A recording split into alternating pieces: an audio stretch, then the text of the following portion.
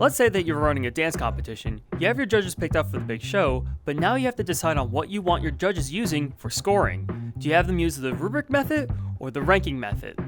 In this video, we're just going to be focusing on the rubric method, talk about how it works and the reasons why you would or wouldn't use it for the dance comp. Let's look at this method through the lens of a judge. The scoring sheet that a judge gets would typically look like this, where a single page is for a dancer or group entry. You can see that there's a set of categories, a number scale next to each category, and a blank area for notes and comments. The rubric method has judges score each dancer on all categories using the number scale given. Side note, there's no current standard on number of categories needed for a fursuit dance competition, or what the number scales need to be for each category. I've seen some rubrics where it's just 4 categories using a 1 to 10 scale, and other rubrics with over 20 categories using weighted scores. To keep things simple, let's just stick with the Fursuit 2024 rubric for solos. This rubric features 9 categories, all on a 1 to 5 scale. A judge would assign a score in each category after an act is performed. Judges will also use a reference table that defines all the categories and provide examples of the numerical scores in each category. When a judge is done scoring, they'll pass their scoring sheet down to a tabulator who handles all the math.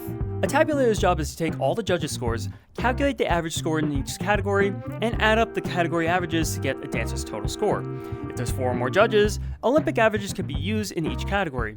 Usually a spreadsheet is provided to handle all the math, so all the tabulator really has to do is just copy all the scores into the spreadsheet. At the end of the show, the act with the highest score is crowned the winner. Simple, right? The nice thing about this method is that it's very powerful when done right. Having many categories with a wide number scale makes ties very improbable.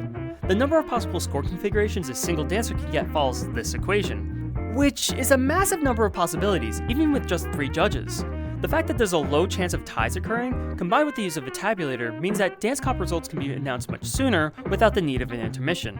Rubrics can use Olympic averages, which is a great way to prevent any sort of personal bias. And there's no recency bias with the rubric method since all dancer scores are completely independent from each other. An absolute scale is just mathematically appropriate for a showcase style event since all performances are separate from each other, unlike a battle event. And lastly, a rubric naturally functions as feedback to the dancers, even if the judge doesn't write any comments. For example, my Anthrocon performance with Keto had high scores in stage utilization, projection, difficulty, and overall effect, but our lowest category was execution and technique. Just that simple piece of info gives us a goal to work on and improve for our next performance. The rubric method is great, but there are a couple of drawbacks. It takes a lot of time and effort to make a well-defined rubric. And like I said earlier, there's no current standard with the dance comp scene. I'll link a couple of examples down below, but take that with a grain of salt. Second, the judges need to be very familiar with the rubric they're using. This means that the event coordinator needs to set aside some time before the comp in order to review the rubric with the judges.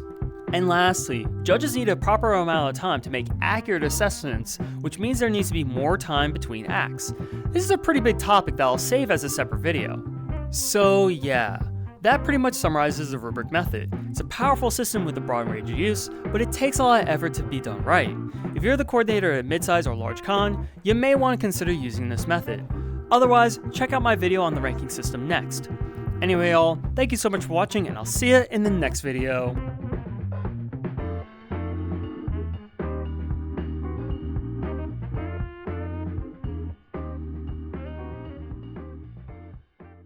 Side note, it took me about 10 minutes to record that last line. There's gotta be a good take in there somewhere, and if not, I am going to cry.